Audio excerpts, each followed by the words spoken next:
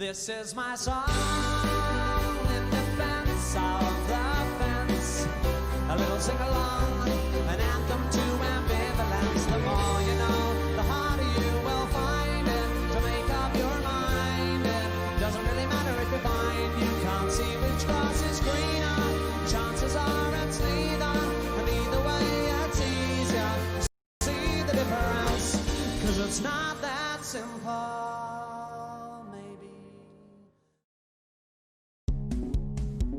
Salve, galera! Sejam muito bem-vindos, boa tarde. Olha, já estamos com uma galerinha acompanhando aí, meu querido Chico, Marciana, Carlos Littles, tudo bom, meu brother? Henrique. Pessoal, sejam todos muito bem-vindos, muito bom estar aqui de novo com vocês para mais uma entrevista aqui do Bota no Difícil, começando. Essa música que vocês estão curtindo aí de fundo é a Rancho Disco, feita pelo meu querido amigo Bruno Souza, de presente aqui pro canal. E hoje, vamos começar mais uma entrevista aqui. Deixa eu já puxar ele para vocês, a gente já começa apresentando ele aqui. O som dele tá aberto. E seja muito bem-vindo, Renato tá aqui com a gente. Renato Lana Fernandes. Olá, Ricardo. Boa tarde para você, para o seu público. Espera aí, a gente bater um papo gostoso aí, divertido, principalmente. Maravilha, seja muito bem-vindo, Renato. Renato, vamos começar batendo um papo aqui. Me fala um pouco sobre você, o que você gosta, o que você faz na vida, o que você curte, seus hobbies. Eu sou um professor, né? Professor de História, né? Já há bastante tempo, já dou aula desde 1986. Sou apaixonado, né, pela história, pela minha profissão.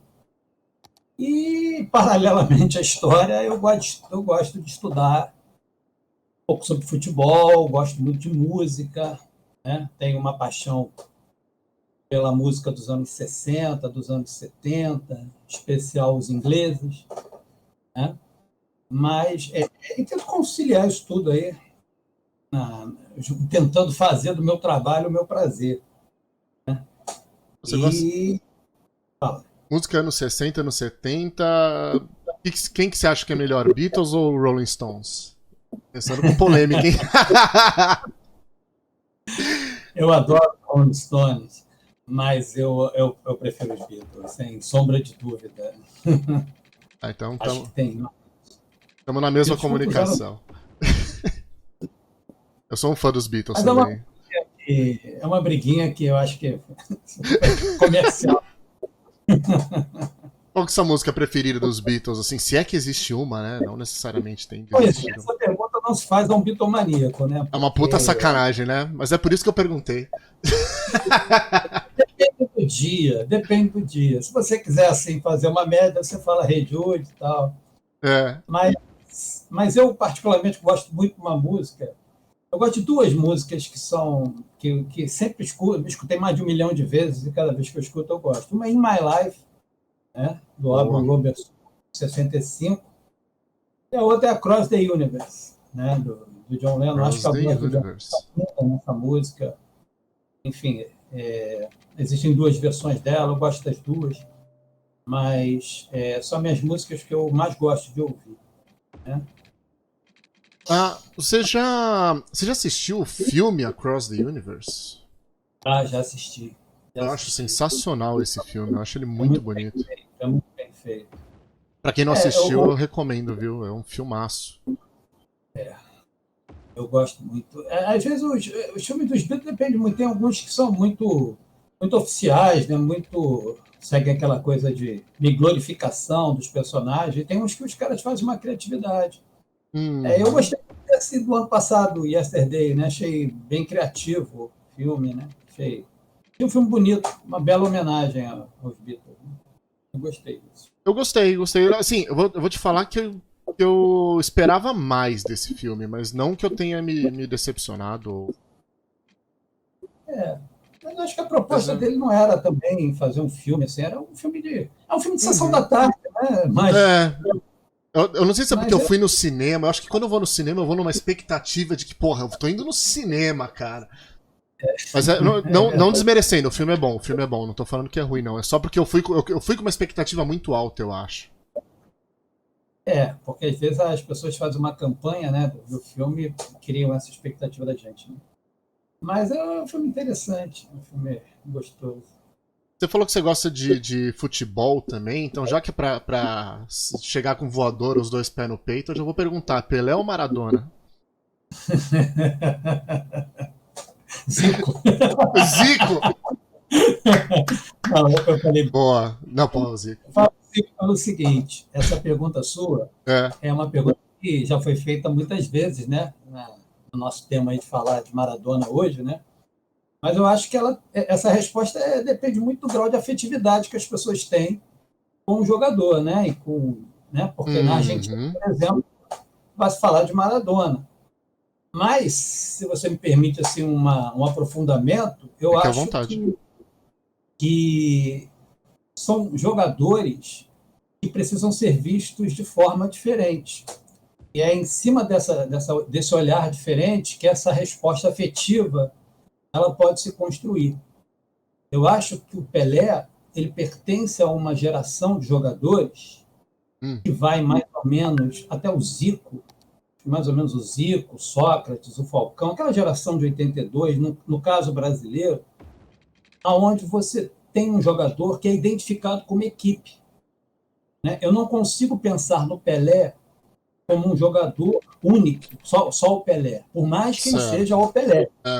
Então, quando você fala em Pelé, eu imediatamente eu associo a Santos, e associo a uma equipe vencedora por um longo período, né? E aí eu lembro de Pelé, eu lembro de Coutinho, eu lembro de, quer dizer, embora eu não tenha visto jogar esse pessoal, mas a associação, né, da história do futebol, então você associa eles a Pepe, a Mengalvio, né? O Zico, você associa o Zico ao Flamengo dos anos 80, ao Júnior. Então são jogadores que têm uma identificação com o clube e com a seleção.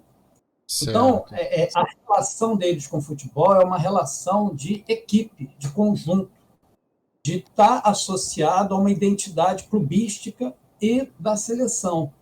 O Maradona, para mim, ele já marca uma nova geração num futebol que já é mais comercial, onde o Maradona é mais Maradona. Você não consegue associar o Maradona a uma equipe. O Maradona jogou em várias equipes, ele tem uma história, mas não existe nele, e aí não é só o Maradona, né, o Romário, né, o Ronaldinho, são jogadores que eles não constroem uma identidade eterna, digamos assim, com o clube.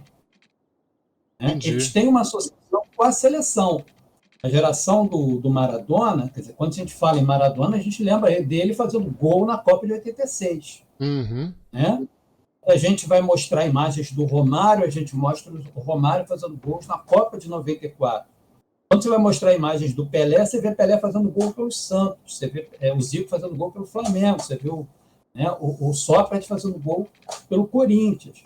Né? Então, o Maradona, a relação de identidade dele já não é mais clubística, já é mais com a seleção. E é mais individual. Você consegue, então, pegar o Maradona e vê-lo como um jogador à parte da equipe. Ou seja, não importa quem está jogando do lado dele. O Maradona é o espetáculo. Né? Já com o Pelé, eu não consigo perceber isso. Eu consigo ver o Pelé como um jogador maravilhoso, mas que tinha uma equipe por trás dele. E outra coisa para mim, e aí o Maradona para mim é uma transição para o que é hoje, que é, do meu ponto de vista, nenhuma relação de identidade, nem com o clube, nem com a seleção. Né? A gente não tem hoje uma relação de Neymar que seja Brasil, né? Que seja Neymar é Neymar. Jogadores hoje eles são empresas de si próprios, se promovem, buscam um contrato melhor, não tem uma relação. Mesmo o com o Barcelona, né? Ele joga muito tempo no Barcelona, pode-se criar uma relação com o Barcelona, mas não é na mesma intensidade que era do passado.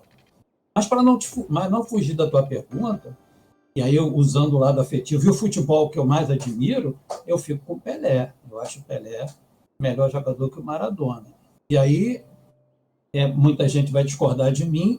Em termos de futebol, eu gostava mais do Zico. Eu já, Você eu não já, precisa disputar com o time. eu já ouvi, já me responderam Garrincha também nessa pergunta, e eu achava o Garrincha sensacional também. Também, né? É muito cara fera naquela época. No nível do Pelé, ele está ligado ao Botafogo, né? Ele está ligado ao Milton Santos e tal. Agora, sim, quando a gente lê a biografia do Garrincha, o Garrincha é um jogador que estoura tarde, né? É um jogador que ele chega no Botafogo em 53, se não me falha a memória, e você só vai ter como é que se dá o nome? Quando você começa a falar muito de jogador, uma certa Um destaque ali identificação, destaque, de assim, mídia, em etc. 57, quando ele arrebenta num campeonato carioca, que o Botafogo é campeão, e ele joga a Copa de 58 com muito mais idade que o Pelé. Né? Então, e a carreira dele, né? Se a gente ler a biografia do Rui Castro, que é excelente, a carreira dele se encerra naquele 3-0 na final do Campeonato Carioca de 62. E de lá para cá, o Garrincha é uma caricatura do próprio Garrincha. Então, é um jogador que se construiu uma identidade dele muito em relação ao Pelé, né? Quer dizer, há pessoas, eu não estou dizendo que eu concordo com isso, porque eu não tenho como balizar, mas há pessoas que falam que o Garrincha é mais uma resposta carioca ao Pelé, né? De tentar, dentro daquela rivalidade que era muito forte nos anos 50, 40, 50, né? 60, dos cariocas darem uma resposta a Pelé com o Garrincha, né? Entendi. Mas, pelo que eu vi no vídeo, eu acho que não dá para comparar, não. Acho que Pelé é muito melhor que o Garrincha, na minha opinião. Né? O Garrincha era das firulas, né? Seria um Denilson atual, né? Que você bota lá pra ficar invocando os caras. Se você tiver curiosidade de ver jogos do Garrincha, na Copa de 62, que existe, isso tudo aí, que você tem jogos inteiros, também é uma imagem falsamente construída do Garrincha. O Garrincha é um jogador tático. Né? A gente aprendeu a conhecer o Garrincha, né, muito a partir das historinhas do Sandro Moreira. E fizeram bem e fizeram mal ao Garrincha. Que quase que transformaram o Garrincha numa coisa folclórica, num driblador de um cara certo que ficava lendo história em quadrinho. Não é bem assim, não. O Garrincha ele joga para a equipe, ele não é um jogador à parte de tudo. Né? Então, assim, se construiu uma imagem do Garrincha também, de um ser à parte, quase um marciano no futebol, né? Que de bravo e tal. E, isso que eu acho que, do ponto de vista do jogador, diminui um pouco ele. Né? Porque esperam deles que ele seja essa coisa meio, né? Como é que assim, o que vai fazer o espetáculo, né? Que vai sozinho driblar o time inteiro, essa coisa toda. Vai resolver, né? Vai resolver. Não é assim. Não é assim. Por isso que eu falo da questão do jogador de equipe. Né? Mas eu fico. Pode concluir. No futebol, tá? No futebol, não na personalidade. Personalidade é outra história. Vou te perguntar uma coisa, puxando um pouco esse papo que a gente estava tendo agora. A questão, a gente falou do Maradona um pouco, né? Mas a morte do Maradona agora, que foi no final de novembro, né? Eles estão agora verificando lá o psiquiatra, o neurocirurgião dele lá, né? Pra ver de quem que é a culpa daquilo. Você acha que tá muito endeusado a ponto de os caras terem que achar um culpado? Tipo, será que não teve realmente alguma questão ali que vai além dos médicos essa morte, não? Essas investigações me lembram um pouco a morte do Michael Jackson, né? Também foi a mesma coisa, né? Procurando era dele. Eu acho que a dor da Argentina é muito grande e a gente precisa encontrar algum culpado, né, para tentar achar aquela ideia de que se não tivesse acontecido isso, ele ficaria vivo. Um pouco de tentar manter vivo ainda a própria ideia, né, de que o Maradona podia estar entre nós e tal. E também pode ser também para continuar vendendo, né, para continuar gerando notícias sobre o Maradona e manter o assunto Afinal de contas, você tem muita mesa redonda de futebol, são muitas emissoras de futebol, precisa ter pauta assunto de futebol. Então você, né? Porque nos últimos anos o jogador corta o cabelo, já tem uma mesa redonda. Uhum. Agora a gente está querendo saber por que o Gabigol mudou de nome. Aí tem especulações, 2 horas discutindo lá nas mesas redondas. Então, assim, hoje no futebol, tudo faz parte de um grande espetáculo, né? Precisa ser vendeu constantemente, né? Para alimentar isso. No caso do Maradona, claro, assim, encontrar uma falha médica, tudo é possível, mas precisa ser investigado, né? Mas, assim, o Maradona não era um doente fácil, né? Acho que não devia ser fácil também ser médico do Maradona, né? Realmente não deveria ser. Tinha várias questões ali envolvido, né? Que iam muito além do controle dos médicos. Além dele parecer ser um pouco cabeça dura, né? Ele era personalidade forte, né? E um cara muito inteligente, né? Por sinal, o diferencial dele no futebol era inteligência, porque de porte físico tava fudido, né? Ele era um jogador forte, apesar de ser baixinho, né? Com muita força física, um pé esquerdo, né? Que parece que só não era melhor que o do Rivelino, né? E uma velocidade muito grande. Agora, era marrento, né? Era marrento porque podia ser marrento, né? E a personalidade dele, né? Um rapaz que foi endeusado desde os 18 anos, né? Não é diferente de nenhum outro jogador de futebol.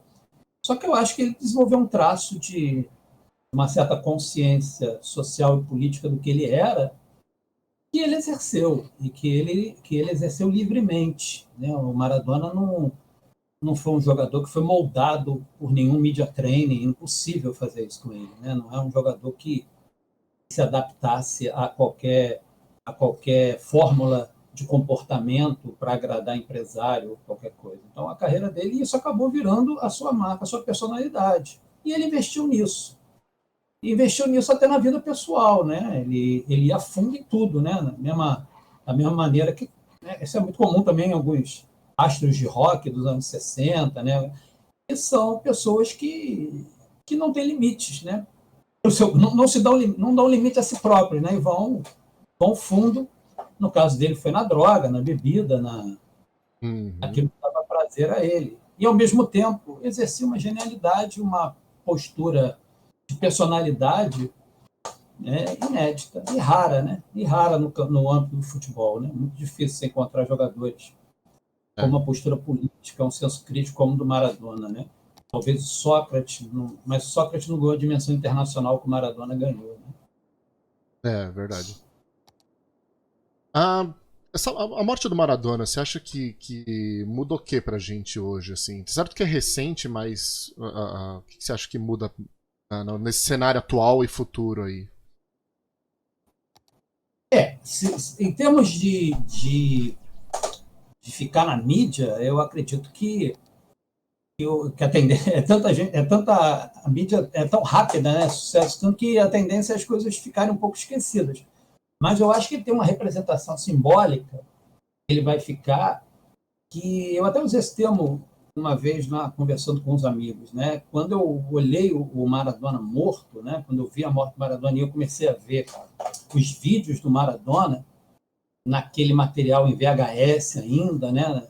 Aquilo me fez assim voltar um pouco no tempo e perceber que como que em um espaço de 20, 30 anos o futebol mudou tanto, a vida mudou tanto, a relação que a gente tem com as coisas mudou tanto, que parecia que estava morrendo o século XX ali, né? Não sei se isso também está muito influenciado pelo ambiente que a gente está vivendo, da Covid, de tanta gente partindo, né? De tanta gente que teve um significado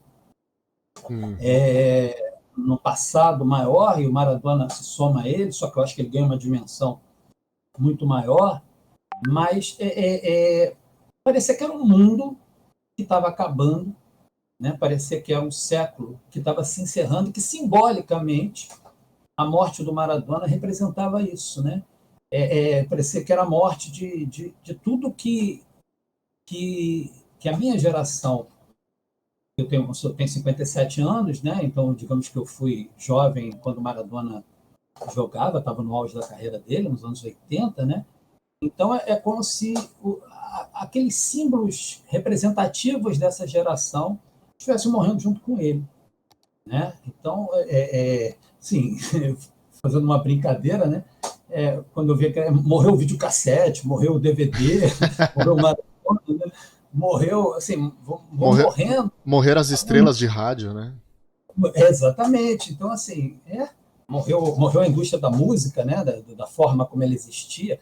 Não morreu de acabar, né? Quer dizer, as coisas não acabam, se modificam, se transformam, se renovam. No passado também foi assim. Eles já foram novidades que mataram alguma coisa anterior a eles. Acabei de falar, né? Do Pelé com ele. Mas, assim, do ponto de vista afetivo, né? Para quem viveu isso assim intensamente, é um pouco também da nossa vida e vai morrendo junto com ele, né?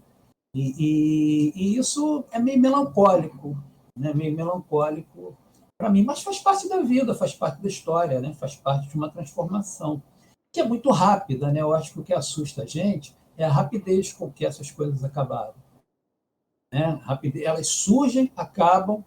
Antigamente parece que as coisas demoravam mais a acabar. Hoje a tecnologia, a velocidade do mundo, a relação que as pessoas têm com o mundo é uma relação muito mais, de uma velocidade muito intensa nas coisas, né?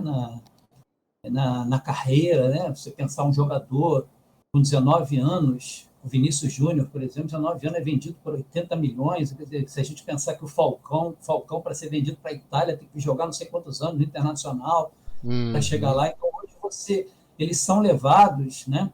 Isso não é só no caso do futebol, é porque o nosso tema aqui é futebol, mas a rapidez com que as pessoas querem ascender nas suas carreiras, querem ficar ricas num espaço de tempo muito rápido, né? Sem aquela coisa que a gente falava, né? Começar de baixo e cada etapa vencendo, né?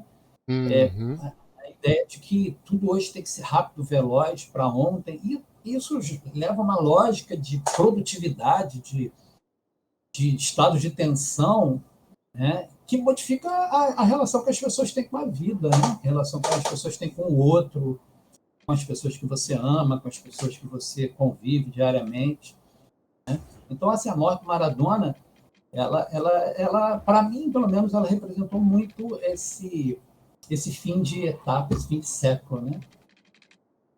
Hobsbawm, quando escreveu um livro chamado Hobsbawm é um historiador, né, muito famoso, escreveu um livro chamado Era dos Extremos, que ele fala que o século XX começa com o fim da Primeira Guerra Mundial, né?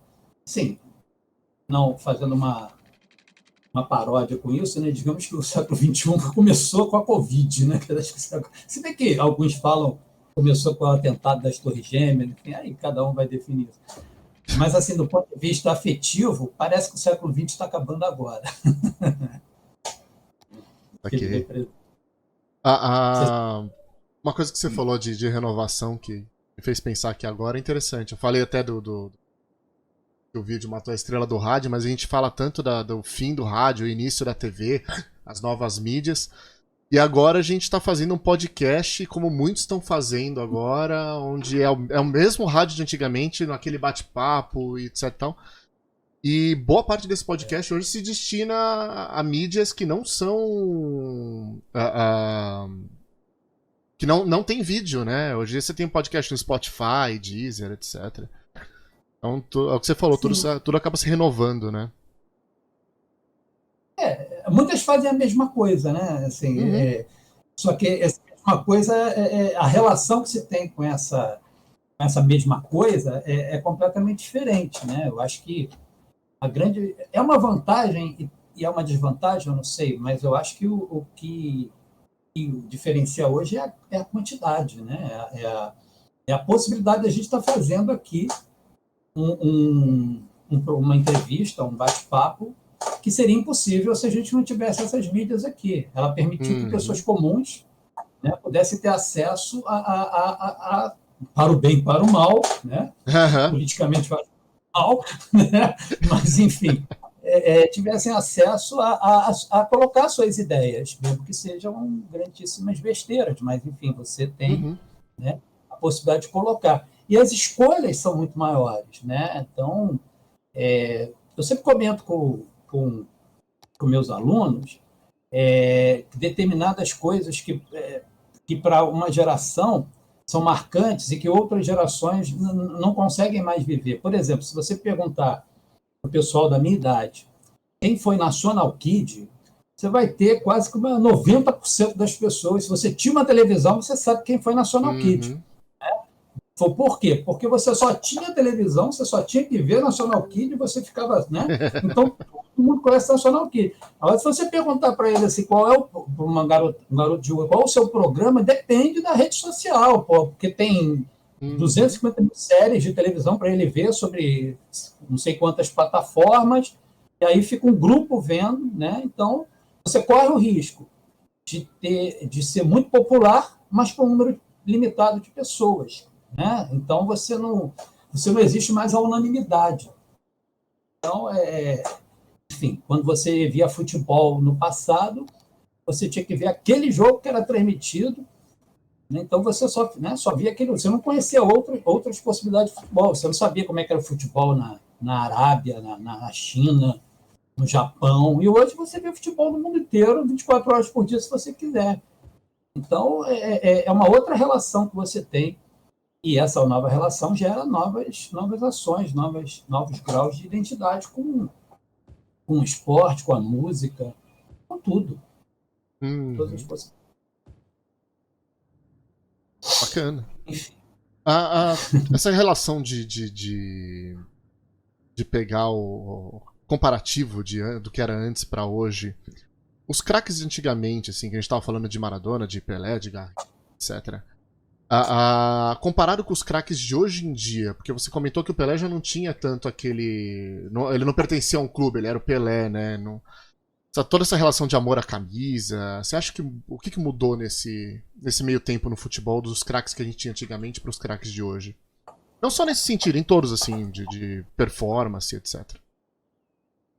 Acho que mudou a relação do futebol. O futebol ficou um esporte de milhões. Deixou de ser uma relação amadora, né, do ponto de vista da administração dos clubes, embora você tenha dirigentes amadores, mas o grau de dinheiro que movimenta um clube de futebol tornou um negócio, o grau de investimento no futebol é muito grande e esse investimento tem que ter um retorno. Então, o futebol ele virou, mais do que qualquer coisa, um negócio. E, ao virar um negócio, os jogadores têm que se portar como pessoas que fazem parte desse negócio. Então, aquilo que era possível nos anos 50, 60, 70, de jogadores com uma certa personalidade, talvez o Maradona, né, que represente isso, jogadores que tinham uma ação individual independente de uma ideia de mídia, não pode mais existir. Hoje, um jogador ele tem 250 mil assessores. Né? O que ele fala é controlado por uma série de pessoas. E quando ele fala, a importância que se dá ao que ele fala é muito grande. Quando o Neymar fala uma bobagem, como ele falou recentemente, isso ganha uma dimensão e envolve patrocinadores, envolve uma série de coisas. Né? Então, a vida privada do jogador e a vida pública, elas obedecem a essa lógica. E esse jogador, então, tem um comportamento diferente. Né? E como eles visam sempre o sucesso da sua carreira individualmente, eles acabam não tendo essa relação com o clube. Não é que eles não se dediquem, não é que eles não gostem, né? Mas é que o próprio jogo do futebol hoje faz com que o jogador pense muito mais no contrato que ele vai assinar amanhã, né? Na possibilidade dele ganhar muito mais dinheiro, do que ficar na gratidão eterna de uma torcida. Hoje, os jogadores que conseguem criar um certo vínculo com o clube, de modo geral, posso estar injusto com um ou outro, mas de modo geral são jogadores que não conseguem mercado lá fora. Então, eles acabam, né, ficando mais tempo no clube e criando uma certa identidade com ele. Mas não são os craques, como eram no passado. Enquanto antigamente não. Né? Antigamente você tinha uma relação com o futebol, talvez menos comercial, mais vinculada a uma performance, querer ser campeão, de ser ídolo de uma torcida. A própria relação dos torcedores com o futebol mudou. Acho que até o torcedor de futebol hoje ficou profissional, né? Se você olhar aqueles filmes do Canal 100, né, que filmava a torcida nos anos, você vê que a torcida era composta basicamente de pessoas do povão, né? Pessoas, né, mais pobres. Você tinha geral, no caso do Maracanã, né? Você tinha torcedores, por exemplo, a torcida do Flamengo, ela dificilmente vaiava o time, era uma coisa interessante, ela incentivava o time até o minuto final, só depois que o jogo terminava que eles reclamavam, porque era uma ideia de você jogar com o clube. Hoje a torcida é exigente, a torcida hoje vai para o Maracanã e vaia no primeiro minuto, o time tem que vencer o tempo todo. A lógica da vitória passou a ser uma coisa muito mais forte hoje do que no passado. Um clube, antigamente, podia ficar 4, 5 anos sem levantar um título, que isso não representava o fim do mundo. Hoje, um clube, se não for campeão todo ano, é uma crise atrás da crise. É uma crise atrás de crise. É o técnico que é demitido. Quantos técnicos são demitidos? Você vê técnicos que ficavam anos dirigindo clubes no passado. Hoje, ele tem que ganhar constantemente, porque senão ele é demitido. Então, né, como é que você vai criar esse vínculo com uma lógica de produção de resultado tão forte? Né? Você tem que vencer, tem que vencer, tem que vencer. Você vê o time do Flamengo, o ano passado ganhou tudo, esse ano ele ganhou algumas coisas esse ano, mas não conseguiu ganhar a Libertadores, né? Eliminado nos pênaltis, pronto, nada estava certo, tudo do ano passado está errado, não sei o quê, Jorge Jesus. Quer dizer, é uma necessidade de ganhar a todo momento. Essa competitividade, e isso gera um jogador também que de uma certa forma, quer esse sucesso total. Então, ele está buscando o tempo todo se projetar no futebol muito mais para fazer a sua carreira. E eles sabem lidar com essa mídia. Né? Eles sabem lidar muito bem com essa mídia. Só você olhar, por exemplo, hoje você vai ver um jogo de futebol, as câmeras, né, pegam tudo. Repara como um jogador, quando ele perde o gol, as caras que ele faz. Assim, um negócio... Se você olhar assim, vídeos dos anos 70, o cara perdeu o gol. Agora ele faz caras, ele põe a mão na cabeça. É uma performance. Uma performance de mostrar que ele está ali se dedicando, assim. E tem que ponto ser autêntico, né? Maneira de comemorar gols. Sempre teve jogador que comemorou gol. O Reinaldo comemorava o gol. Mas era um traço, mas ele tinha um sentido aqui. Hoje é o marketing de si próprio, né? Talvez eu acho que um exemplo disso é o Neymar, né? Eu acho que o Neymar ele é a essência desse jogador, é uma empresa, né? Por aí já. E isso tem que falar um pouco da postura. O Maradona, de uma autenticidade que hoje eu acho muito difícil um jogador ter, no nível que o Maradona teve. Né? Porque eu acho que a época hoje não permite que ele faça isso. Ele será podado. Com certeza ele será podado. É só você ver o movimento que teve há uns anos atrás de jogadores de futebol. Como era aquele jogador do Corinthians que liderava, eu esqueci o nome agora do movimento que eles fizeram contra o número excessivo de jogos, etc. Os jogadores o movimento foi morrendo. Né? Acho que era um jogador do Corinthians, eu esqueci o nome dele agora, um zagueiro do Corinthians que liderava isso. Tem uma coisa também do nível de instrução dos jogadores também que interfere muito na postura política deles, né? É verdade. Não sei se eu te respondi, eu alonguei demais, mas... Não. Tá muito bem respondido, por sinal. Até estendendo um pouco o assunto, você falou dessa questão agora, voltando de novo no Maradona, coitado. Tá se debatendo no túmulo aí. Você acredita que o Maradona, a gente tá falando dessa questão de amor à camisa, até do Maradona já ser um cara diferenciado, mas assim, por exemplo, quando eu vi ele no Napoli, você acha que tinha um amor à camisa ali, ou era um desespero? O que você... Não, ele teve uma relação, só que uma relação curta, né? Agora, ele ficou marcado. Ele realmente ele é um jogador sui generis, né? Ele não é um jogador qualquer. Mesmo essas análises que eu estou fazendo aqui, ela vale para muitos jogadores, mas o Maradona é sempre um caso à parte. Né? Porque ele realmente, porque ele tem uma relação de paixão com a vida. Ele é um pouco de uma época onde o jogador, por ser menos protegido, ele tinha um contato maior com o público, com as pessoas, né? Uma coisa assim, como é que eu posso explicar isso? Eu vou te dar um exemplo. A gente falou de música aqui, os Beatles, né? Os Beatles, eles iam para o estúdio deles lá em Abbey Road, eles iam a pé para o estúdio deles. Eles não tinham um séquito de seguranças como hoje um astro de rock tem. Então, eles tinham uma relação muito mais humana com a sua profissão. Eles não eram as celebridades como elas são hoje. Então, se você pensar a maneira como o John Lennon morreu, sendo assassinado por um fã, eu acho que é impossível hoje que uma celebridade morra da forma como o John Lennon morreu. Porque é tanta proteção, ele é tão afastado, ele se torna uma figura tão isolada do seu próprio público. A relação que ele tem com esse público me parece ser uma relação muito mais plástica, né? Muito mais construída em cima de ações pensadas do que ações espontâneas. Eu acho que o Maradona, exatamente, ele conseguia romper com isso. Eu acho que isso é a grande coisa interessante do Maradona, e talvez por isso que ele seja tão amado pelo Napoli. Né? Porque ele chega numa cidade, ele pega um clube sem nenhuma tradição. Eu sou filho de Itália, minha mãe era italiana, né? Minha mãe era de Nápoles, né? Então, assim, Nápoles, ela é o sul da Itália, o sul da Itália, desde a unificação da Itália, lá em 1871, sempre foi a parte mais discriminada, mais pobre. Né? Existe uma relação. Existe um preconceito enorme, né, contra a galera de Nápoles. Do norte para o sul.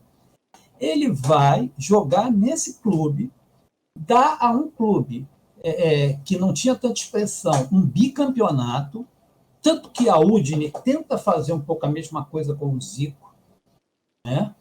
Mas não tinha o Careca, não tinha os outros jogadores, por isso que eu falei que a equipe é fundamental. O Maradona ganha 2 campeonatos e se torna realmente um deus para aquela cidade. Os italianos têm uma relação com o futebol tão forte quanto nós, talvez até maior. A gente tem uma certa mitologia de achar, não sei se o Brasil é o país do futebol como a gente imagina que seja. Tá? Os italianos, o grau de dedicação que os italianos têm com seus clubes, porque são clubes mais locais, né? Porque tem, enfim, a formação dos clubes um pouco diferente, mas ele consegue, então, ter uma relação com a cidade que é muito forte, ao ponto de ele chegar na Copa do Mundo de 90 e fazer aquela declaração, né? E aí ele fez visando o interesse dele, né, da seleção argentina, né? E ali ele está representando, mas dizer para os napolitanos, né? Vocês são, como é que é? Vocês não são italianos 364 dias por ano. Hoje eles querem que você seja, né? E ele divide, né? Ele divide. Acho que os napolitanos têm torcido contra a Itália, mas torceram pelo Maradona, né? Se é possível. Assim, se era para ser derrotado por alguém, que fosse pelo Maradona. Né? Assim, é uma derrota de alguém que nos fez, não foi tão doído assim, né? Então ele tem a igreja maradonista, né? Eu não sei tanto quanto você fala. Muito doido isso. O Maradona parece que ele tem uma relação com a cidade, né? Também, de conviver nos espaços da cidade, né? O Maradona não ficou trancado em espaços VIPs, né? Embora ele frequentasse também espaços mais elegantes, mas parece que ele ia nos locais da cidade, era uma figura vista, por isso que eu estou falando. Ele é um tipo de ídolo que ainda tem uma relação mais humana com a sua fama, né? Com a sua celebridade. Hoje eu acho que isso é praticamente impossível, até porque o grau também de endeusamento hoje é muito maior, né? Acho que você não consegue andar na rua sem ser incomodado de uma maneira muito... tanta selfie que ele vai ter que tirar que realmente... autógrafo, selfie, gente agarrando. Autógrafo não dá não, mas é selfie, eu acho que não deve ser fácil para ele. Não só isso, né? Você vê a questão estética também, você vê, até puxando um pouco do que você falou anteriormente, o Cristiano Ronaldo, né? que vai bater uma falta, ele faz a pose, acho que ele até se arruma o cabelo ali, ele olha como é que ele tá no telão. Ele Tem toda uma... ele Cristiano Ronaldo na rua não anda, eu acho. sim, porque e o Cristiano Ronaldo talvez seja um exemplo de uma carreira. Parece que a carreira dele foi definida numa prancheta. Eu vou fazer isso, vou conseguir isso. Só não consegue ser campeão do mundo por Portugal, porque aí entra a questão da equipe, como eu falei, né? Mas é um jogador que ele rompe, e ele parece que é calculado antes, né? Tudo é feito, né? Inclusive as ações sociais, né?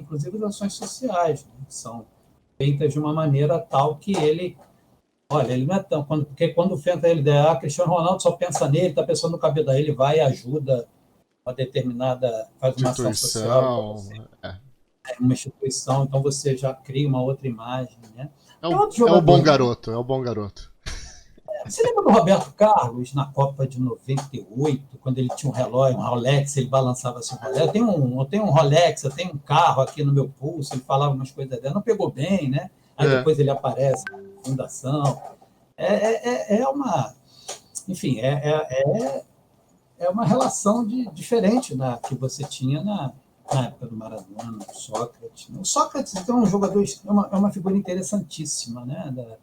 Da gente pensar na relação que ele tinha com a profissão, né? O cara era completamente desprendido de qualquer ideia de ser uma celebridade no sentido que a gente tem hoje, né? Um cara que foi jogar na Itália, só pegou o primeiro salário, depois ele descobriu que ficou 8 meses de salário lá, ele comprou o passe e veio para o Flamengo, jogar no Flamengo, porque não aguentava mais a Itália. Então tem uma coisa assim de desprendimento que é muito difícil a gente encontrar isso, né? E quando tem, as pessoas acham muito estranho, né? Quando um jogador tenta não ser assim, as pessoas não conseguem entender. Olha o Adriano, por exemplo, que gosta de viver na favela. Sente bem, escrito, o Adriano vai acabar com a sua carreira. Adriano já faz isso há 10 anos e ainda não ficou pobre, né? Então eu ficava preocupado se o Adriano, alguma ideia de como uma carreira maior de mim, ele podia ser o quê? Ele tinha 2 Mercedes, não sei o quê. Por que ele tem que ficar então, assim, mais milionário do que com o dinheiro que dá para gastar ele, a vida dele? Por que né? Quem diz que ele está preocupado com isso também, né? Tipo... Não sei se ele é uma pessoa feliz, se ele é uma pessoa bem resolvida, não estou aqui fazendo julgamento do Adriano, mas eu estou querendo dizer assim, por que a atitude do Adriano é uma atitude que espanta tanto, né? Que merece tantas críticas, né? Assim como o Maradona, né? Eu gostei muito como o argentino lidou com a morte de Maradona. Achei uma coisa muito interessante. Não sei se no Brasil seria a mesma coisa, mas na Argentina se julgou o Maradona pelo que o Maradona foi, né, como jogador de futebol, como identidade da Argentina. Não se julgou o Maradona, né, pelos seus vícios. Né? E acho que aquela frase, eu achei maravilhosa a frase que foi dita lá, não sei quem disse, mas enfim, que foi divulgado. Não importa o que Maradona fez com a vida dele, importa o que ele fez com a minha. Que eu acho que é exatamente isso, para isso que os ídolos servem. Para isso que a gente tem identificação, com que ele é muito mais importante o que esses caras fazem com a nossa vida, a formação da nossa personalidade, porque geralmente você tem uma relação assim com o ídolo quando você é garoto, né? Eu, por exemplo, quando eu conheci o futebol, tinha uns 10 anos de idade, o Zico era uma representação, que era o craque do time, então, quando eu criança, depois com a adolescência, que eu fui gostar de rock, o John Lennon foi quando o John Lennon foi assassinado. Então, assim, isso tudo ajudou a moldar um pouco da minha personalidade, do que eu sou, né? Obviamente, junto com 1 milhão de outras coisas.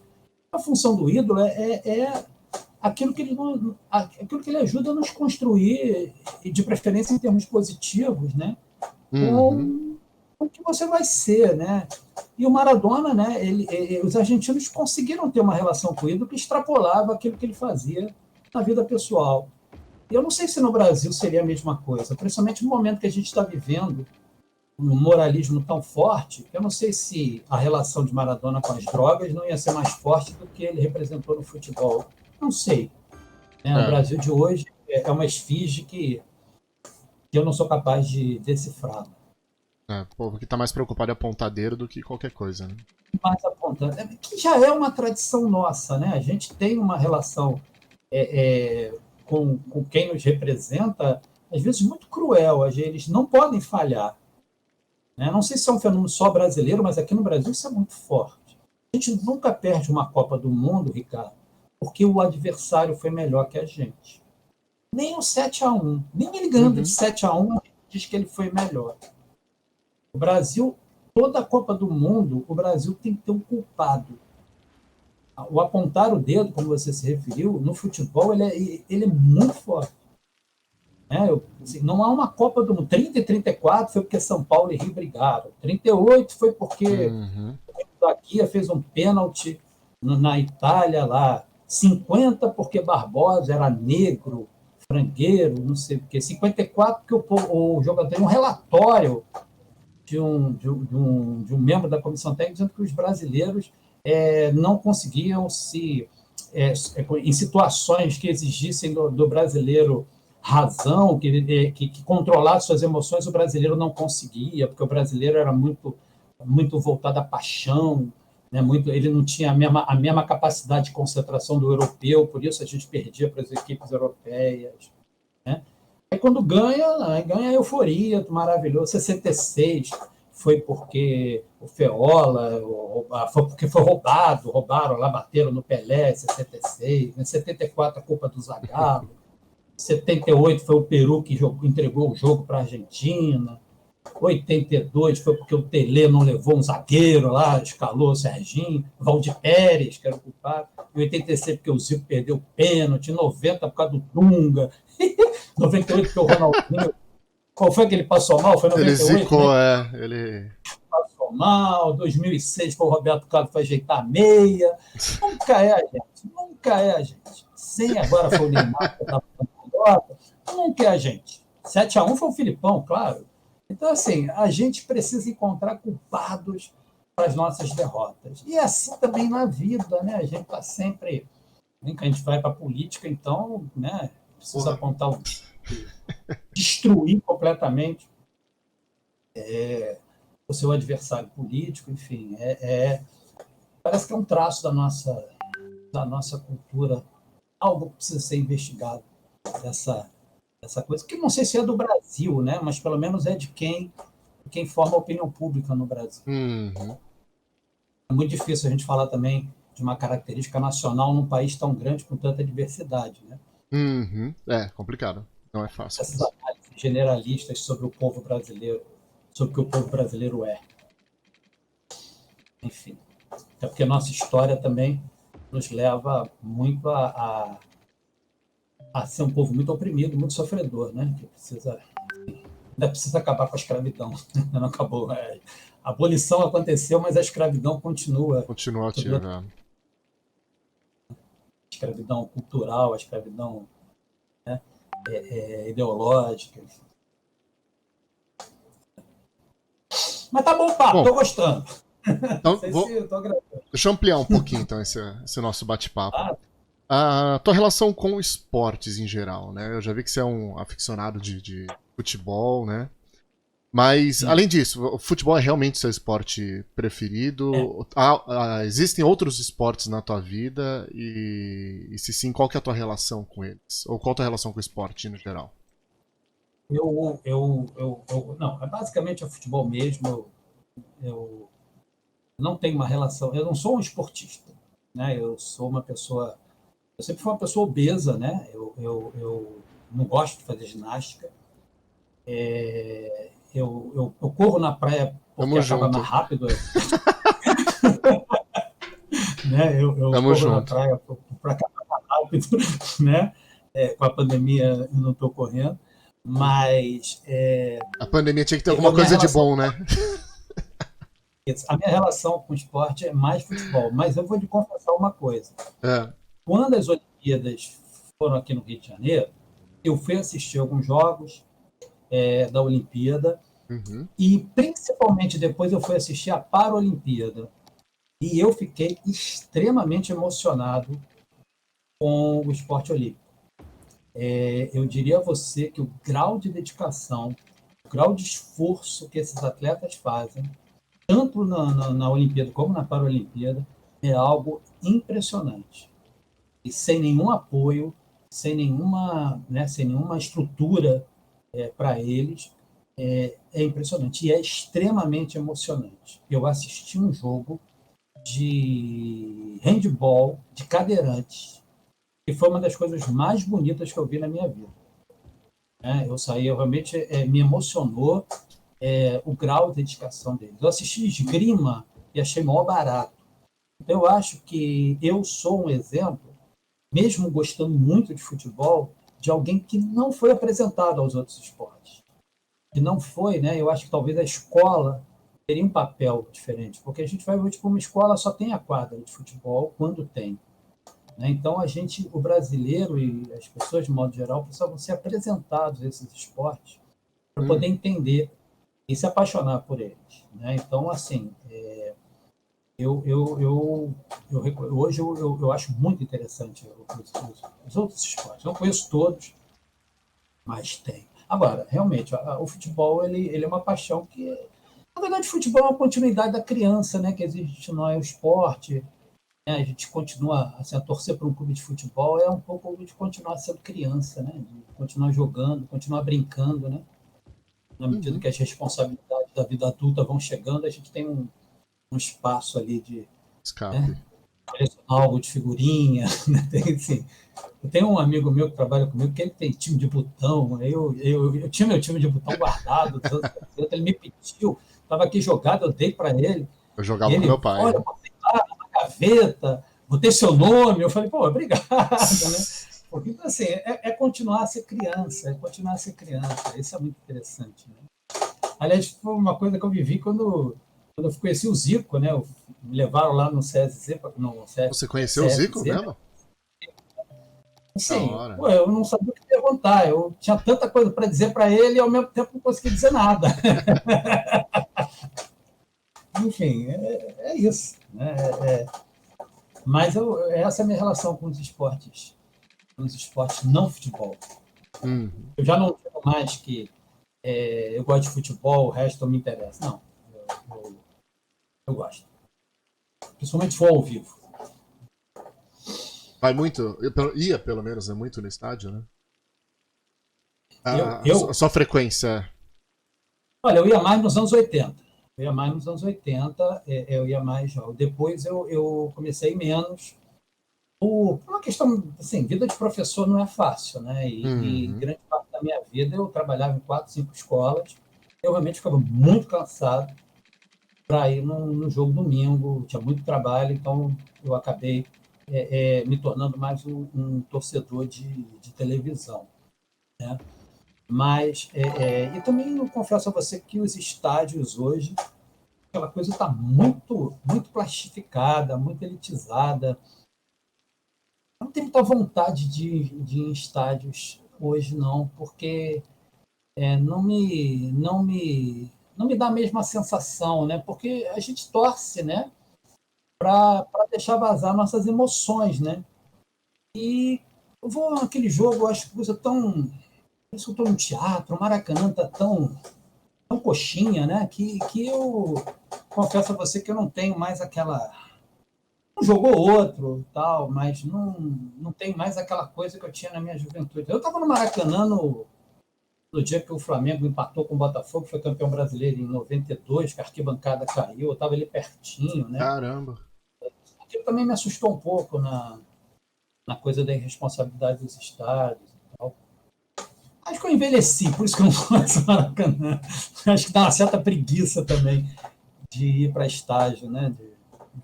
Faz parte. Você gostava. Também Você levava o faz parte, radinho ou não? faz parte do grupo que você vai, né? O futebol é uma coisa coletiva, né? Então eu tinha um grupo de pessoas que a gente sempre ia junto, né? E à medida que essas pessoas também foram se afastando, essa coisa foi morrendo junto com eles, né? Talvez um pouco isso também. Mas eu estudo futebol, né? Você vê que eu sei essas coisas todas, porque eu fiz mestrado, fiz doutorado nessa área de esporte, né? Estudando clube de futebol, por isso que eu falo tanto disso. Você levava o radinho nos estádios, não? Não, nunca levei radinho para o estádio, não. Primeiro porque meu rádio era grande, não dava no. Segundo que eu tinha medo de roubar, porque eu ia de ônibus, né? Porque É. tinha uma coisa legal no futebol, não era só chegar no estádio, mas era o caminho, né? Assim, melhor do que chegar é como você chega, né? Então você Uhum. pegava aqueles ônibus lotados, tinha uma coisa de fazer bagunça em ônibus, que é coisa de jovem, né? O futebol traz essa coisa. O estádio tem essa função, o estádio de futebol tem essa função. Por isso que quando. Uma vez um amigo meu falou que ele foi gritar gol lá, foi mais efusivo, veio um segurança mandar ele se controlar na gritar gol. Pelo amor de Deus, Porra. assim, pô, né? Se você vai ao estádio, você não pode. Aquilo ali, o futebol é o É. espaço onde você. Nós vivemos num mundo de controle de emoções, né? O processo civilizatório é um processo que vai fazendo com que a gente cada vez mais utilize menos a nosso lado irracional, né? Então a gente vai se moldando a práticas de convivência humana, né? Então a gente aprende a se Uhum. comportar em diversos espaços. Então a gente não pode chegar e soltar um palavrão em determinados lugares e tal. Mas a sociedade precisa que você tenha espaços onde você pode ter uma certa distensão. Uhum. Espaço que você enlouquece. O campo de futebol é um deles. E na medida que você começa a ter controle sobre o campo de futebol, começa a proibir o cara de levar bandeira, começa a proibir as torcidas organizadas, começa a proibir o cara de. Pô, aí começa a restringir, aí aquilo vai virando também mais um espaço de controle. Uhum. Então, a função do futebol também é essa, né? Porque o futebol, assim, torcer pro futebol não faz sentido, né? Se você parar a pensar, não faz sentido, porque você ganha hoje, tem que ganhar do mês que vem, não acaba nunca, né? Você é campeão do mundo e no ano seguinte você tem que ser campeão de novo. Então, assim, é um negócio que não termina nunca, né? Existe exatamente para ocupar o nosso espaço, né, de emoções, né? Uhum. Para viver, porque não faz muito sentido, né? As pessoas se dedicarem tanto a isso, né? Mas também, o que faz sentido, né? É. Sentido. A vida não precisa ter sentido, né? Na verdade é bom, né? Que não faz sentido também. Aliás, eu acho ótimo, né? Perde Senão, boa parte da graça, né? por que você estuda história? Porque é legal. Outro motivo. Eu faço porque eu gosto, não preciso ter que ganhar milhões para. Né? Aliás, lamentável quando alguém escolhe uma profissão muito principalmente porque eu vou ganhar muito dinheiro. Uhum. Não faz muito sentido, né? Enfim. Mas eu vejo assim, o esporte. Aliás, eu vejo quase todas as coisas da vida muito. Para mim, o futebol é uma metáfora do que acontece na vida. No campo de futebol é um microcosmo da nossa sociedade. A sociedade, ela tem muitas coisas que acontecem no espaço do esporte, é o que acontece na nossa vida. A lógica da vitória, a velocidade, né, o vencer, a competitividade que te exige constantemente. Aliás, o futebol foi introduzido nas escolas inglesas no século XIX e também para despertar lideranças, para aprender a trabalhar em equipe, a obedecer regras. O futebol também tinha todo um trabalho de moldar lá na Inglaterra, nos estudantes. Né? E ele acaba também sendo um esporte operário, também como forma de você fugir aquela exploração da fábrica, um espaço também onde o trabalhador puder. Daí sair tanta briga no futebol, né? Principalmente quando jogavam os escoceses. Então, né, que Uhum. jogava o uísque, né, junto com o futebol. Então você tinha uma. Aqui no Brasil ele já chega diferente, aqui ele chega como um esporte de cavalheiros, né, onde você, entre um campo e outro, você tomava uísque no primeiro para o segundo tempo, né, tinha uma coisa do rugby, né, o terceiro tempo, que é o espaço da confraternização. Né? Então, aqui no Brasil ele já chega mais civilizado, mas ele tem uma função inicial, né, nas escolas de educação e de criação de lideranças e nas fábricas de expelir emoções. Por isso a violência no futebol também é algo que é a violência também da sociedade, né? A explosão de É. uma violência gratuita muitas vezes, pouco compreendida. Mas o que eu estou falando tudo é muito polêmico, né? Uma outra pessoa pode vir aqui e dizer também coisas contrárias e necessariamente não estará errado. Apenas Mas assim que é bom, né? do ponto de vista. eu puxar outra pergunta aqui pra você. Uma dúvida minha, você acha que a tecnologia mudou muito como a gente vê o esporte atualmente? Na tecnologia no esporte ou de A modo geral? tecnologia, acho que no esporte em primeiro lugar, mas também no modo geral, não só na questão obviamente, de mídias, ou hoje em dia ter todas aquelas câmeras em volta, mas também hoje você tem o VAR, hoje você tem mecanismos até que vão dizem se a bola entrou totalmente ou não, então enfim. Eu acho que essa mudança é uma mudança que vem ocorrendo por aquilo que a gente falou há um tempo atrás, dessa mercantilização e dessa necessidade do futebol estar sempre tendo que criar formas de atração para continuar sempre em evidência. O aprimoramento das regras, a ideia do VAR, da tecnologia, ela chegou no futebol como chegou em vários outros esportes. Se você pensar na Fórmula 1, por exemplo, ela é só tecnologia. Então, assim, não me surpreende que essa tecnologia ela chegue. Mudanças de regras, elas sempre existiram no futebol, elas eram raras. A maior delas foi a mudança lá do impedimento, que mudou o futebol lá nos anos 20. Teve gente que falou, isso vai acabar com o futebol. Né? A própria televisão, quando você nos anos 60, você não deixava transmitir o jogo porque ia tirar público do estádio. Né? No início, nem rádio eles queriam. Nem rádio podia transmitir jogo. Né? Você vê que isso, na verdade, são fatores que vão levar o futebol.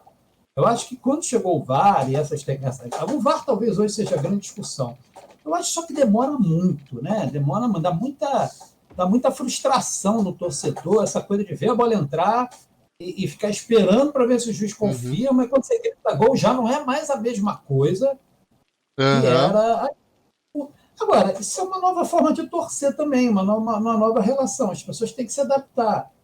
Eu acho que as pessoas hoje já estão mais adaptadas ao VAR do que estavam ao ano passado, por exemplo, há 2 anos atrás, quando ele começou. Eu acho que é uma tecnologia que veio para ficar,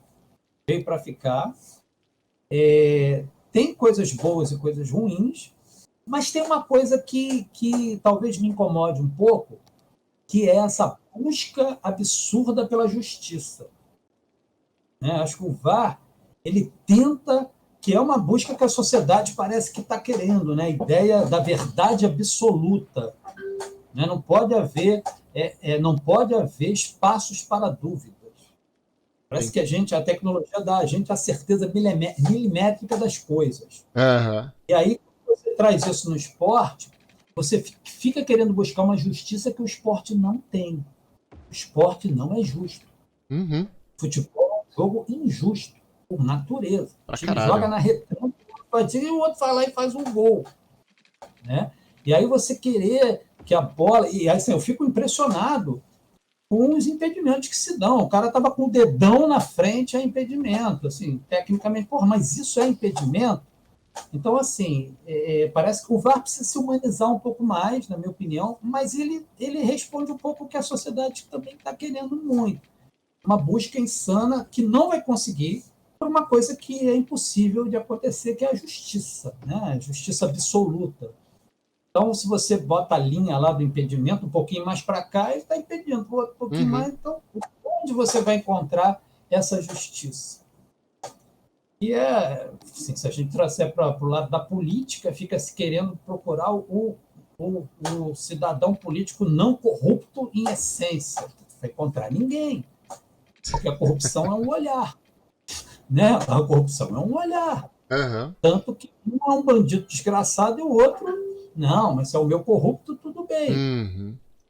Agora, por quê? Porque não existe justiça. Você está num sistema capitalista. Pô. O sistema capitalista é justo aonde? Né? Se o sistema fosse capitalista, fosse não tinha pobre. Né? Sim. Ele é o sistema da desigualdade social. A essência do capitalismo é enriquecer sobre o outro. E o futebol, existindo dentro do capitalismo, é a vitória. O capitalismo não te diz que você só pode vencer jogando honesto. Quem constrói isso são os homens nos seus padrões morais, nas suas lógicas, nas suas éticas morais, que ele vai construir graus que são históricos. Né? O que hoje o dedo duro no passado era uma coisa condenada. Hoje o cara denuncia lá na Lava Jato, é herói, ganha prêmio, né? Tem sua pena reduzida. Então, assim, os padrões de conduta moral também se modificam com o tempo. E aí você querer ter uma ferramenta no futebol que é interessante, mas ela precisa ser um pouco mais humanizada, ela precisa permitir que o jogo flua sobre aquilo que ele é importante. O futebol é um jogo de emoções. E se você começar a querer tirar essas emoções, não estou nem falando da discussão da segunda-feira, o negócio do gol polêmico, não. Assim, essas discussões não acabaram, porque quando o meu time sofre uma interferência do VAR, o VAR está errado. Né? Nelson Rodrigues falava, né? Não sei se você conhece a história do Nelson Rodrigues, no Fla-Flu, que o Fluminense fez um gol em impedimento, e ele começou a falar da vitória do Fluminense, que era maravilhosa, e o outro lá, uma mesa redonda, muito famosa aqui no Rio, chamada Facite, e o outro falando, mas Nelson, foi impedimento. Não foi impedimento, não sei o quê. Aí mostra o videotape, aí mostrou o videotape, o jogador do Fluminense estava quilômetros na frente do Nelson Rodrigues olhou e falou assim, o videotape é burro. Então acabou, quer dizer, o VAR é burro. Contra o meu time, o VAR é burro. Então a discussão não vai acabar nesse sentido. Mas ela tá um pouquinho chato, essa coisa de impedimento, porque o dedão do cara, né, tá na frente, meio corpo. Acho que tem que se mudar essas regras, né? E a bola entra, não sai. O chip na bola é interessante, porque tira essas dúvidas. Então, assim, eu não sou contra a tecnologia, mas acho que ela precisa ser um pouco mais humanizada. Ela precisa permitir que o jogo ainda seja injusto, né? Na sua forma mais natural que o futebol tem que ser. Né? Interessante. Deixa eu ver aqui, deixa eu dar uma olhada aqui como é que tá o chat, deixa eu ver como é que estão as perguntas aqui, as argumentações da galera. Gente. Traz um pouco, que eu tava um pouco na frente. Vamos lá. Vocês estão gostando, né? Meu amigo Chimpa mandou aqui, falou que queria que isso de querer tudo na hora é muito relativo de acordo com a geração que vai chegando. A famosa geração de ansiosos. Fez verdade. Essa argumentação aqui. Quer falar alguma coisa sobre isso ou posso ir para a próxima? Eu acho que tem razão. É uma questão geracional mesmo.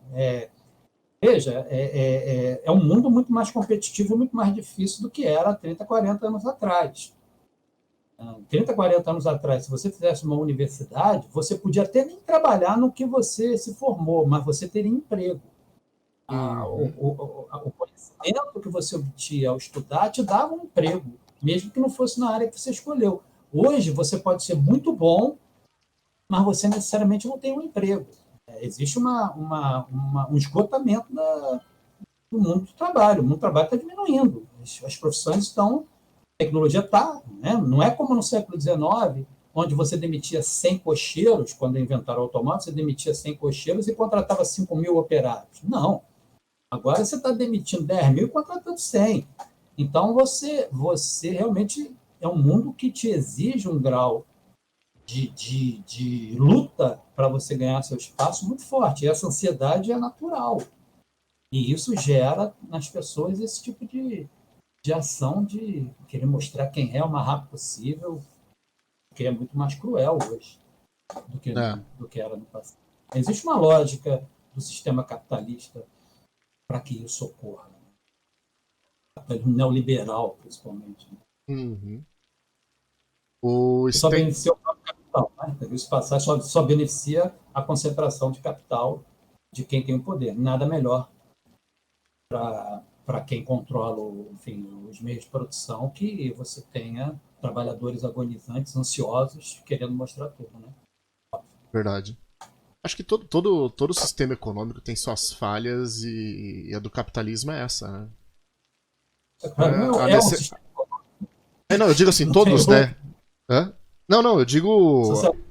eu digo questão de você falar em socialismo, comunismo, anarquismo, que seja. Tinha outros problemas, né? Exatamente. Mas o do capitalismo é esse, né? O Stenco Brasil mandou aqui. Ídolo se chama Cafu, lateral titular direito, de acordo com a France Football. Por sinal, o Stenco tá morando na França, um brother meu que tá lá na França. Não tá na Villarreal, não? Não, ele conseguiu fugir da terrinha aqui, foi pra França lá, tá super feliz lá. E ele colocou aqui também que muitos brasileiros não respeitam o Cafu. Fui Roberto Carlos não revolucionaram sei. a posição de lateral no futebol mundial. É o lateral que ataca. Eles jogavam muita bola, não é isso que está em questão, né? Mas é a representatividade que eles tiveram dentro do futebol que eles jogaram. Né? Se fosse em outra época, talvez tivessem outras representatividades. Eles são desse período aí do que eu estava falando, do que o Maradona inaugura, né? O jogador tem uma relação com a seleção, mas não tem tanta relação com uma identidade mais clubística.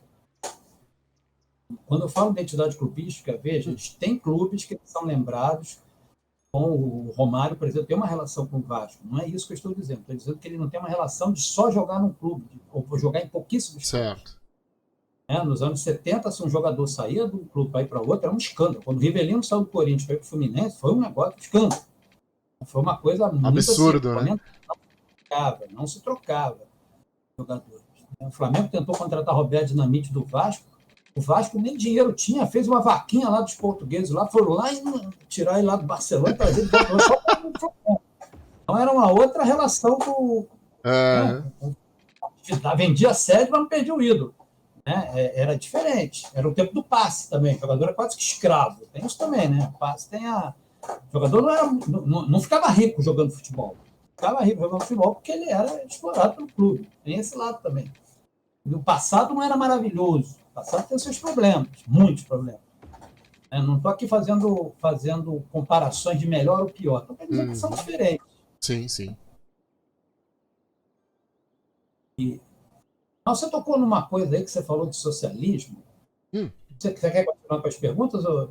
Não, pode mandar ver. Você falou em socialismo, uma coisa que eu lembrei do Maradona, que era uma coisa também da geração, que eu acho que, quando eu falei aquele negócio do fim do século XX, que é a questão da utopia, né?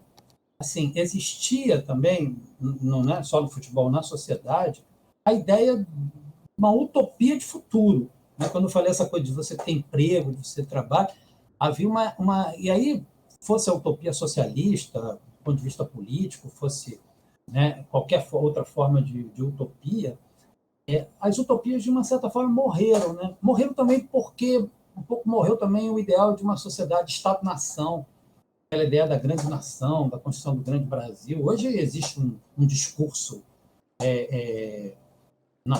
um discurso de patriotas, isso não tem nada a ver com a ideia de uma construção de uma utopia de uma sociedade justa, igualitária. Isso é um discurso militarista, de formar a ordem unida, e não é isso que eu estou falando, mas a utopia da construção de um mundo coletivo que fosse bom para todo mundo. Minha geração, que foi a geração que saiu da ditadura militar, a gente realmente acreditava na ideia de construção de um país que fosse justo, que fosse igualitário. Então, de uma certa forma, isso não foi só no Brasil. Talvez lá a queda do Muro de Berlim tenha destruído um pouco essa ideia da utopia socialista, mas a gente não conseguiu construir uma utopia que norteie num projeto coletivo de sociedade.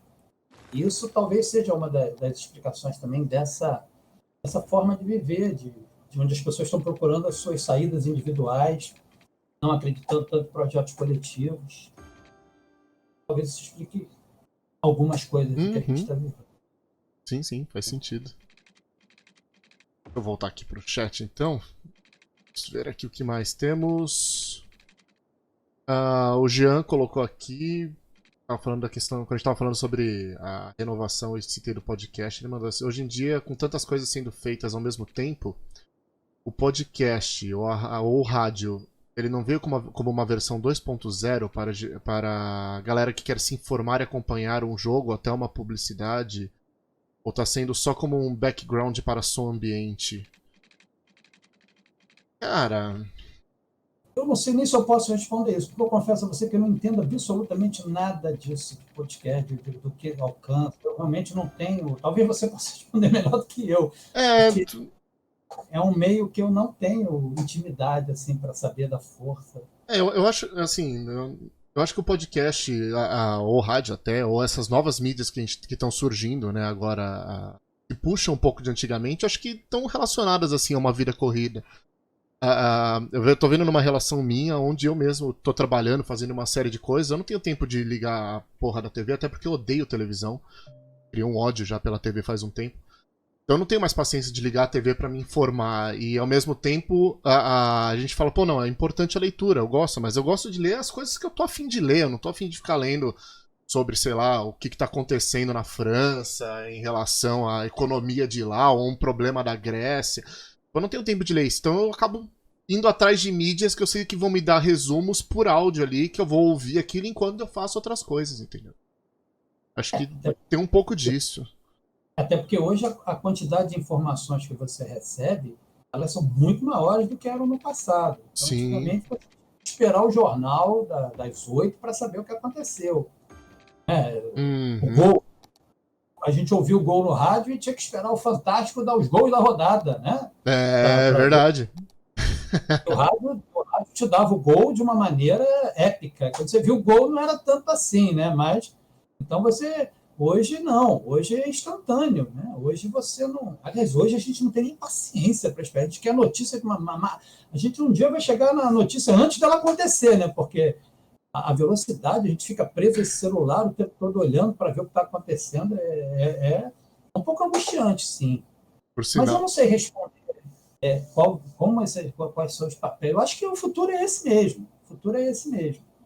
A questão, para mim, como historiador, é como isso vai se dar.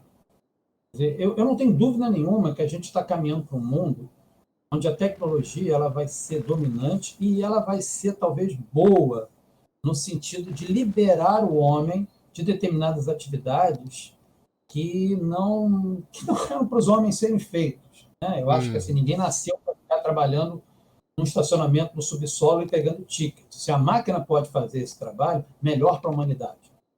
Eu sonho, ainda tenho, pode não existir utopia coletiva, mas eu tenho a utopia de que o homem possa, que a tecnologia nos permita viver o nosso prazer, que nos dê tempo. Né? A maior riqueza do ser humano é tempo livre, para que ele possa se dedicar ao que ele quiser.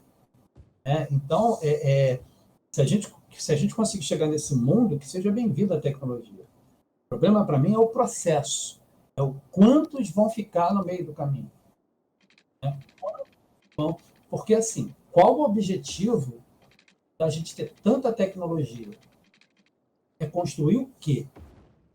Se não for para construir um mundo melhor, e a gente, quando eu falo melhor para todo mundo, qual o sentido disso? Porque, sim, se a gente pensar, qual é o mundo ideal? Quer dizer, que a Revolução Francesa ela falava em liberdade, igualdade e fraternidade. Assim, o capitalismo ele tolhe a igualdade em nome da liberdade. O socialismo, pelo menos o socialismo stalinista, tolia a liberdade em nome da igualdade.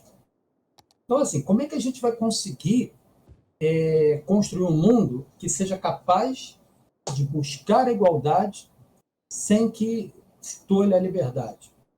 Qual é a possibilidade de a gente construir um mundo onde a gente possa conviver com a igualdade, com a liberdade, né? Pelo menos uma igualdade possível, sem que isso signifique qual a possibilidade de a gente construir um mundo onde a liberdade e a igualdade podem conviver sem se sobrepor uma à outra? E talvez o caminho seja o caminho da solidariedade. Talvez esse seja a minha crença. Eu acredito que... Por isso eu sou professor. O professor ele atua no ramo como é que é? Igualdade, liberdade, da fraternidade, perdão. Falei solidariedade, mas na verdade quis dizer fraternidade. A fraternidade é aquilo que faz com que os seres humanos se olhem como irmãos, como camaradas, como companheiros. E que a gente possa construir alguma coisa no âmbito da integração com o outro, da afetividade. E não só da busca incessante por uma única individualidade. Então, se a gente não conseguir começar a colocar a ideia do bem coletivo à frente dos interesses individuais, essa tecnologia pode não chegar a lugar nenhum. Pode só gerar um mundo mais desigual. Concordo. determina a história é o homem. Quem determina o caminho que a gente vai tomar somos nós. A tecnologia, ela é uma ferramenta, mas ela não tem, ela é neutra. Ela não faz história. Quem faz história são os homens. Então, né, qual é essa história que a gente vai construir? Porque, por enquanto, a gente está deixando muita gente pelo caminho. Né? E eu acho que isso é o que precisa ser corrigido, de uma forma ou de outra. E essa, exatamente essa destruição dessa possibilidade da gente, exatamente porque a gente vai deixando muita gente pelo caminho, que as pessoas começam a ficar desesperadas e perdem as crenças em tudo. Perdem a crença na política, perdem a crença no Estado, perdem a crença nas utopias. Uhum. E pessoas como Maradona, elas são muito mais necessárias hoje do que eram no passado. Mas parece que fica difícil, né? A gente não está conseguindo ouvir, pelo menos, pessoas como Maradona. Eu não estou falando do Maradona para ele ser de esquerda, não. Embora eu acho que a esquerda seja o campo que mais trabalha essa ideia da igualdade, muito mais do que a direita. Mas a gente não tem esse tipo de voz que clame uma ideia de um mundo mais justo, um mundo mais igual, um mundo mais solidário, fraterno. Na verdade, a função dos professores talvez seja essa, construir fraternidade. Verdade. E é por onde, infelizmente, voltando no que a gente estava falando de ser o dono da razão, é onde eles são mais criticados, né? Porque todo mundo quer apontar a porra do dedo. Né? Não é fácil, não. E a ideia é sempre de não acreditar no discurso, sempre achar que existe um interesse por trás daquele discurso. Muitas vezes isso é proposital. Muitas vezes é proposital. Não precisa apontar isso. Mas tem mais alguma questão? Vamos voltar para o chat aqui, ó. O Rômulo Castro mandou aqui. Existia na Argentina, desde o início do século XX, um tango sobre o jogador de futebol El Sueño del Pibe.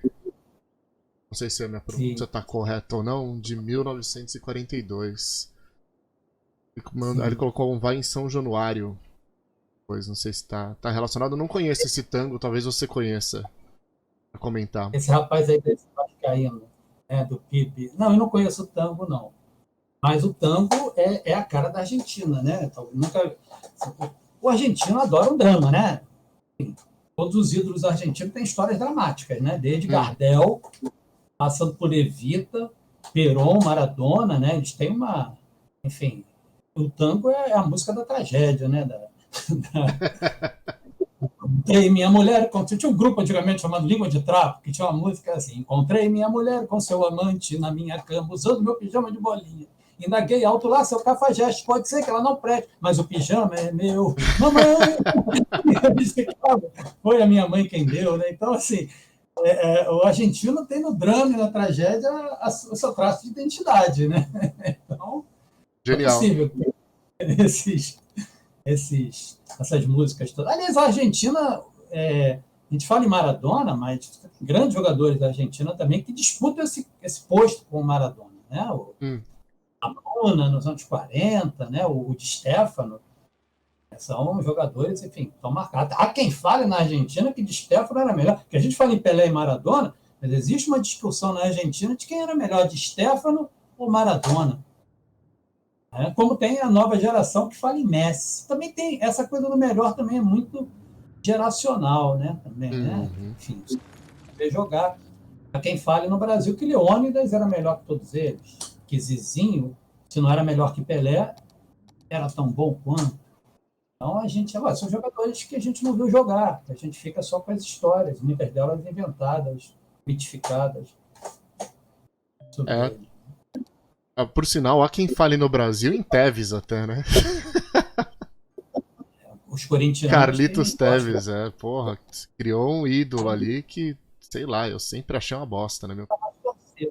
A torcida do Flamengo tem um argentino, né? Tem dois argentinos na história do Flamengo que são fundamentais. Um é Valido, que fez um gol com 37, com 40 e poucos graus de febre, no Vasco, fazendo falta no goleiro. Então, assim, falta no Argemiro contra o Vasco, deu tricampeonato de 44. Valido Enfim. Você sabe que quando você escolhe um time, você escolhe um time e fica com a história do time, né? Então você ganha todos os campeonatos que você era antes de nascer, você ganhou. Né? É bom você torcer. Então, por isso que a gente torce para time vencedor. Né? Porque você tem muitos títulos anteriores ao seu nascimento que você comemora como se você estivesse lá vivo. Né? Esse é futebol.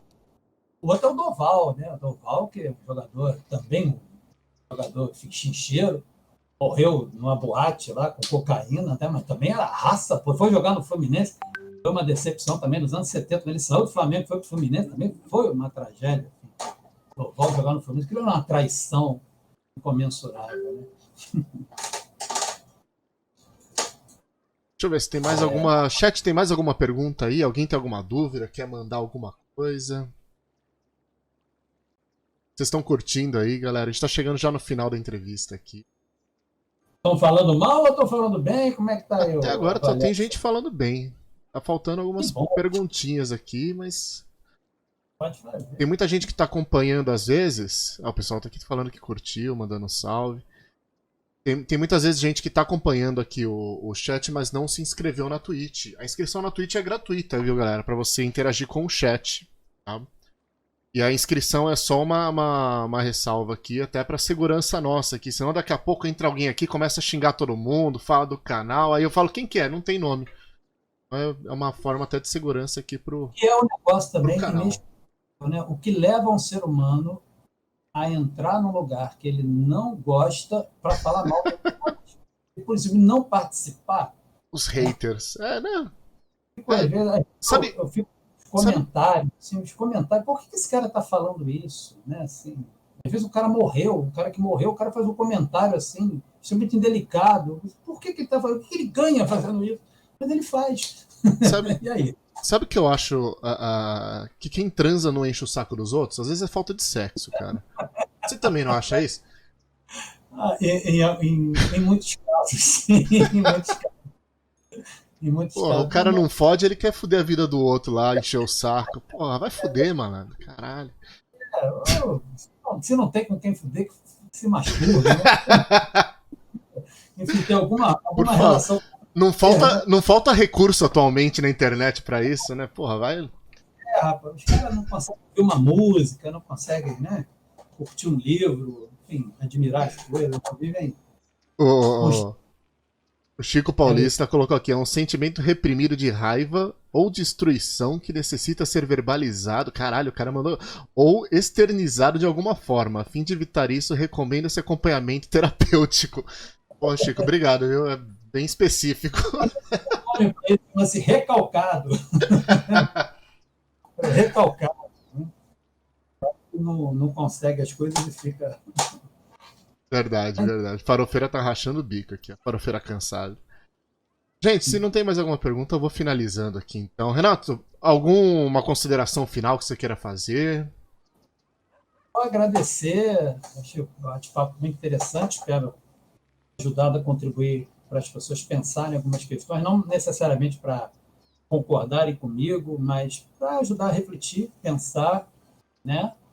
E eu, assim, como você falou do Maradona, é uma forma também de eu prestar uma homenagem ao Maradona, né? Um jogador que tem uma importância muito grande. Sim, se eu pude fazer alguma coisa aí que honre a memória dele, né? Que seja isso aqui, né? Então, assim, Maradona vai com Deus, né? Com a mão de Deus, que agora ele já tinha a mão de Deus, que agora Deus leve todo o corpo dele, né? Juntos, né? E dizer que foi muito legal, muito bom. Volta aí para conversar sobre, se você quiser fazer um dia sobre Beatles aqui também, a gente... Legal, a gente hein? também está disposto para ter um papo aí. Legal. Mas eu gostei muito. E como é que o jogador faz? Mandar um abraço aí pro pessoal. Né? Antigamente mandava abraço aí. O pessoal levantar a camisa para fazer um merchan aqui da pizzaria do Palmeiras. Enfim. Como todo jogador faz, mas muito bom, né? Enfim. Eu tenho que agradecer, foi ótimo. Gostei muito de ter participado, espero que vocês também tenham gostado. Bom, eu gostei demais, fiquei satisfeitíssimo, foi muito fera. A galera aqui todo mundo mandou agora, foi muito bom, gostei, obrigado pela entrevista. Mandaram 40, né? Maradona coraçãozinho, foi bem. hora e 30 e pouco, quase uma hora e 40 praticamente. El hermano de Dios. El hermano de Dios, ó. Renato. La mano de Deus. Renato, foi muito bom, Gostando gostei. um pouco. Oi? Não, só para finalizar. Pode, Não, lógico. já que você permitiu para finalizar. A gente E tem. também com o Maradona, ao homenagear Maradona, eu quero homenagear também todas as pessoas do campo do futebol e da vida que não pararam de lutar, que não pararam de defender suas ideias, que não se envergonharam de ter sonhos. Então, que em nome do Maradona, todas essas pessoas se sintam homenageadas e representadas. Okay? Bacana. Eu sou professor de história. Dá voz àqueles que não podem mais porque seu tempo passou, mas suas ideias ficaram. O professor de história é aquele que mantém viva as vozes do passado. Então, que seja assim. Galera, conversei com o Renato, ele que é rubro-negro, bitomaníaco, professor de história, no Cefet, né? Doutor em História e Políticas, doutor em História Política e Bens Culturais pela FGV. Renato, muito obrigado, valeu demais por você estar aqui hoje, obrigado por ter aceitado o convite. Um grande abraço, brigadaço, e até a próxima. Galera, valeu, obrigado a toda a galera do chat. Um grande abraço a todos. Finalizamos por aqui hoje com essa entrevista fodérrima. E domingo, dia 27, eu acho que tá marcada a próxima entrevista. A gente se encontra de novo aqui no canal.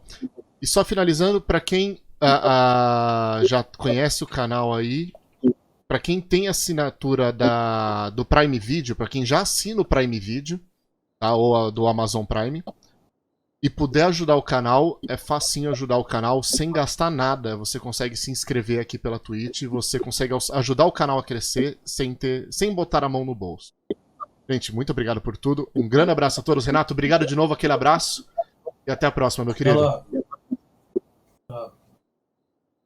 This is my song in defense of the fence. A little sing-along, an anthem to ambivalence. The more you know, the harder you will find it to make up your mind. It doesn't really matter if you find you can't see which grass is greener. Chances are it's neither, and either way it's easier to see the difference, 'cause it's not that simple.